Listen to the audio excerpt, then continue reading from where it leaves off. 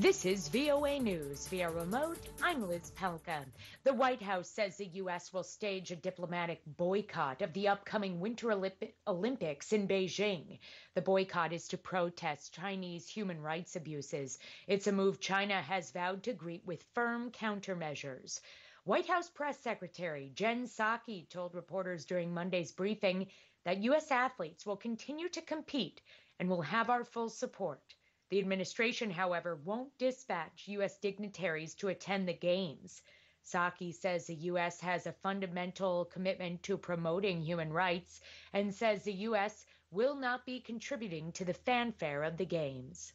The Cold War ended 30 years ago this month, but there is one unresolved issue: how closely Ukraine can ally with the West. It's creating some of the deepest U.S.-Russian tensions in years. The dispute over Ukraine's status and its growing alignment with U.S.-led NATO will be at the center of the talks scheduled for Tuesday between President Vladimir Putin and President Joe Biden. The Biden administration says an extensive Russian military buildup near Ukraine points to a potential invasion. Russia denies it has any intention of invading and blames Washington and Kiev for the tensions. South African hospital wards are jammed with patients infected with the Omicron coronavirus variant. In the past week, cases have reached more than 16,000. That's up dramatically from 2,300 last month, according to South Africa's National Institute for Communicable Diseases. The NICD says the increase in cases in such a short period of time is unprecedented in the trajectory of the pandemic, now in its fourth phase in the country. This is VOA News. Germany's presumptive new chancellor named epidemiologist Karl Lauterbach as his nominee to be the next health minister. Lauterbach is known for his support of strong COVID-19 precautions. Olaf Scholz introduced Lauterbach and other nominees for cabinet posts at a new news conference in Berlin. Scholz, who led his Social Democratic Party to victory in September's parliamentary elections, is now assured of being Germany's new chancellor this week. The Green Party formally accepted the terms of the coalition formed with the SPD and the Free Democrats on Monday. Indonesian rescuers retrieved more bodies buried under volcanic debris on Monday. Improved weather conditions allowed them to resume their search after a volcano on Indonesia's Java Island erupted with fury. At least 22 people were killed, leaving 27 others missing.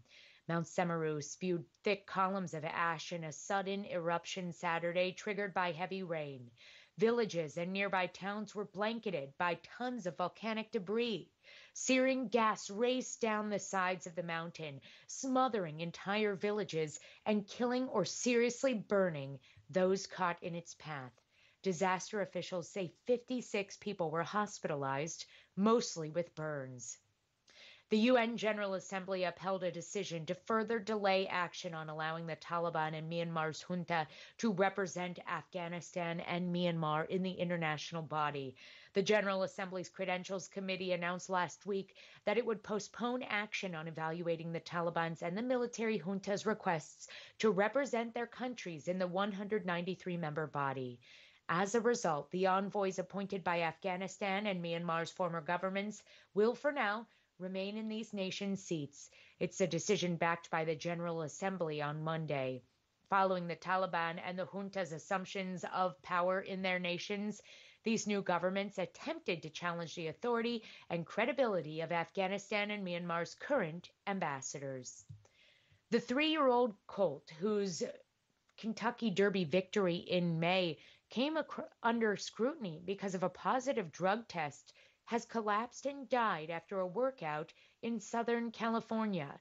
Trainer Bob Baffert says Medina's Spirit, part of the horse racing community, suffered a heart attack. The colt had just completed 5 furlongs in his second workout since finishing second in the Breeders' Cup Classic a month ago.